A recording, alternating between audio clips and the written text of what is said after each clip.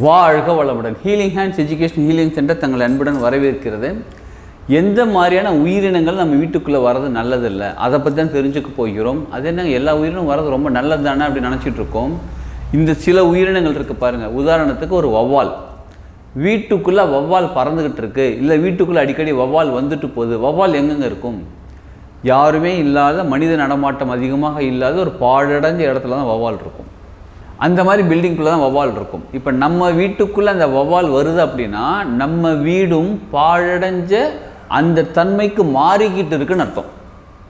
அப்போ நம்ம என்ன பண்ணணும்? இதை சரி பண்ணுறதுக்கு என்னவோ அதை சரி பண்ணணும். வீட்டில் இருக்கக்கூடிய எனர்ஜி லெவலை மாற்றணும், நிறைய விஷயங்கள் இருக்குது. அப்போ நம்ம வீட்டுக்குள்ளேயும் வௌவால் வருது என்ன அர்த்தம்? நம்ம வீடும் பாழடைஞ்ச பில்டிங்காக, இல்லை பாழடைஞ்ச வீடாக, இப்போ தாங்க புதுசாக கட்டின வீடுங்க, அதுக்குள்ளே வௌவால் வருது அப்படின்னா அங்கே இருக்கக்கூடிய நம்ம வீட்டில் இருக்கக்கூடிய எனர்ஜி லெவல், வைப்ரேஷன், ஃப்ரீக்குவன்சி ஏதோ ஒன்று வேறு மாதிரி லெவலில் மாறிக்கிட்டு இருக்கு அப்படின்னு அர்த்தம். அப்போ என்ன பண்ணால் அது சரி பண்ணுறதுக்கான வழிகளை பார்த்து தான் சரி பண்ணணும்.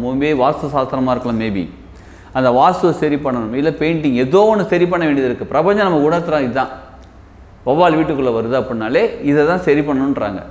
அப்போ இந்த மாதிரி வந்தால் என்ன பண்ணுறது? இதை அப்புறம் கடைசியில் பார்ப்போம், இந்த வீடியோட முடிவில் பார்ப்போம். இதெல்லாம் வந்தால் என்ன பண்ணுறதுன்னு பார்ப்போம். அடுத்தது என்ன தெரியுங்களா? கருப்பு கலர் பூனை.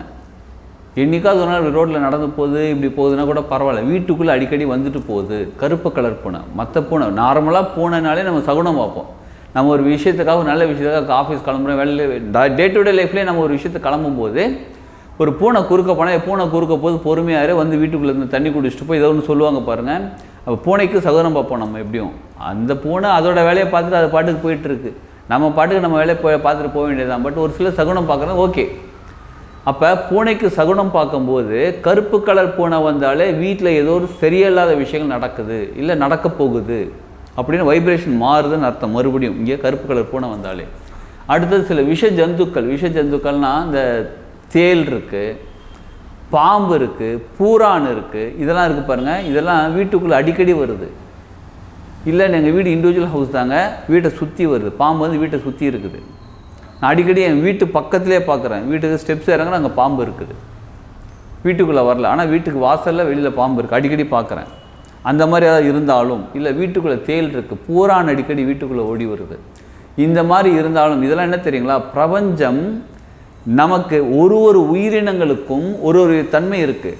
இப்போ பிரபஞ்சம் இந்த உயிரினம் வந்தால் ஏதோ ஒரு இது மாதிரி தேவையில்லாத விஷயம் நடக்க போகுதுன்னு நமக்கு இன்ஃபார்ம் பண்ணுறதுக்காகத்தான் இந்த மாதிரி பிரபஞ்சம் இந்த உயிரினங்களை நம்ம வீட்டுக்குள்ளே அனுப்புகிறாங்க, நம்ம வீட்டை சுற்றி அனுப்புகிறாங்க. அப்போ நம்ம செய்ய வேண்டிய விஷயங்கள் என்ன தெரியுங்களா? இறைநிலை கிட்ட வந்து சரணடையணும். இறைநிலையில் சரணடையும். சாமி கும்பிட்றீங்க, கோயிலுக்கு போயிட்டு வாங்க, இல்லை வீட்டுக்குள்ளேயே வந்து பூஜை பண்ணுங்கள், நல்ல ஒரு வாசனை திரவியங்கள், ஊதுபத்தி ஏற்றி வைங்க, சாம்பிராணி போடுங்க.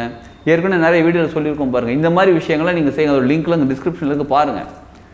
பார்த்துட்டு அதெல்லாம் செய்ய இந்த விஷ ஜந்துக்குள்ளே, பூனையோ இந்த வௌவாலோ வீட்டுக்குள்ளே வராது.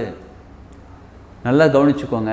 எந்த ஒரு விஷ ஜந்துவாக இருந்தாலும் சரி, எந்த ஒரு உயிரினமாக இருந்தாலும் சரி, வீட்டுக்குள்ளே வந்து டிஸ்டர்ப் பண்ணி அடிக்காதீங்க. அடித்து அதோட உயிர் போயிடுச்சு அப்படின்னாலே அதோட தன்மை ரொம்ப வேறு மாதிரி ரியாக்ட் ஆக ஆரம்பிச்சிடும். நம்ம நினைப்போம் பாம்பை வந்துச்சு நான் அடிச்சிட்டேன். இதில் வேறு சில பேர் பெருமையாக சொல்லுவாங்க, பாம்பு நான் அடித்தேன்னு தெரியுமா அப்படின்லாம் பெருமையாக சொல்லுவாங்க. இதில் என்னங்க பெருமை? ஒரு உயிரினம் வந்திருக்குது, அந்த உயிரினம் அதோட வீட்டுக்கு அனுப்பி வைக்கணும், இல்லைனா நம்ம வீட்டுக்கு வராதுன்னு சொல்லி ஏதோ ஒன்று பண்ணணும். இதை தானே பண்ணணும். அடித்து சாவடிக்குது எப்படிங்க? நீங்கள் ஒரு தெரிஞ்சவங்க வீட்டுக்கு போகிறீங்க, அவங்களுக்கும் உங்களை பிடிக்கல, என்ன பண்ணுவாங்க? இனிமேல் வீட்டு பக்கம் வராது போன்னு தானே சொல்லுவாங்க. அதுதானே உயிரினம், அதுதானே. நம்மளா மட்டும் அப்படியே உயர்ந்தவர்கள், மற்ற ஜந்துக்கள்லாம் அப்படியே வந்து ரொம்ப கொடுமை. நம்ம என்னங்க பண்ணுறது? எப்படி நம்ம நினச்சிட்ருக்கோம் பாருங்கள். அதுக்கு மற்றவங்க வீட்டுக்கு நம்ம போனோம்னா நம்மளை போட்டுட்டாங்கன்னா என்ன ஆகும் நமக்கு? அந்த மாதிரி தான் உயிரினங்களும். அதனால் எந்த உயிரினங்களும் சாவடிக்காதீங்க. அதோட பாவம் வேறு மாதிரி ரியாக்ட் ஆகும், அதோட கர்ம செம்மையாக இருக்கும், அது வேறு மாதிரி ரியாக்ட் ஆகும். அதனால் அந்த மாதிரி பண்ணிடாதீங்க. எந்த ஜந்துக்கள் வந்தாலும் நீங்கள் போன்னு சொல்லுங்கள், தைரியமாக சொல்லுங்கள். பாம்பு வந்தால் கூட பாம்பு வைப்பா, போப்பா, இது நாங்கள் இங்கே வாழ்ந்துகிட்டு இருக்கோமா, நீங்கள் போங்கப்பான்னு சொல்லுங்கள். கடவுளை கூப்பிடுங்க, இறைவனை கூப்பிடுங்க. பக்தி இருக்குல்ல அவங்களுக்கு, சாமி கும்பிட்றீங்கல்ல. நானும் அந்த மாதிரிலாம் சாமிலாம் கும்பிட்றதுன்னு நினைக்கிறேன். சாமி கும்பிடலான்னு பரவாயில்ல, ஒரு உயிரினத்திட்ட பேசுங்க, போன்னு சொல்லுங்கள். அந்த உயிரினங்கள் வராமல் இருக்கிறதுக்கு என்ன பண்ணணுமோ அதை தான் பண்ணணுமோ தவிர வந்தால் சாப்பிடக்கூடாது. சரி, வந்துருச்சு, இப்போ என்ன பண்ணுறது? நிச்சயமாக விரட்டி விடுங்க, போயிடும். அடித்து சாவடிச்சிடாதீங்க. அது ரொம்ப ரொம்ப பெரிய கர்மா. மறுபடியும் இது சொல்கிறதுக்கான காரணம் ரொம்ப புரிஞ்சுக்கோங்க, சரிங்களா? ஸோ அதனால் இந்த மாதிரி உயிரினங்கள்லாம் வீட்டுக்குள்ளே வருதுனாலே வீட்டோட வைப்ரேஷன் நெகட்டிவாக இருக்குது, பாசிட்டிவாக இல்லைன்னு அர்த்தம்.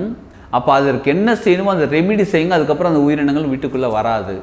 எல்லார் வீட்டுக்குள்ளேயும் எப்பயுமே அந்த மாதிரி உயிரினங்கள் வர்றது கிடையாது. எப்போயாவது வருதுனாலே பிரபஞ்சம் நமக்கு இன்ஃபர்மேஷன் கொடுக்குறாங்கன்னு அர்த்தம். அது புரிஞ்சு நடந்துக்கிட்டால் நம்ம வாழ்க்கையை முன்னேறும். எல்லா உயிரினங்களும் சமமாக பாருங்கள். பிரபஞ்சம் நமக்கு எல்லாத்தையும் உணர்த்துறதா பாருங்கள். அதோட வாழ்க்கை லெவலே வேறு மாதிரி இருக்கும். நம்மளோட வாழ்க்கை வேறு மாதிரி மாற ஆரம்பிக்கும். சூப்பராக இருக்கும். அவங்களையும் வாழ விடுங்க, நம்மளும் வாழலாம்.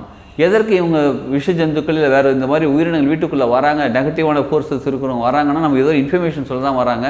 அவங்களுக்கு நன்றி சொல்லுங்கள். ஒரு கருப்பு போன வீட்டுக்குள்ளப்பா நன்றிப்பா, நீங்கள் ஏதோ இன்ஃபர்மேஷன் சொல்ல வந்திருக்கீங்க, புரிஞ்சிருச்சு எனக்கு. ஸோ நீங்கள் வெளியில் போயிடுங்க, என்ன சரி பண்ணோம் சரி பண்ணிக்கிறேன்னு சொல்லுங்கள். அதுக்கப்புறம் அந்த பூனை வராது. சரிங்களா? வாழ்க வளமுடன்.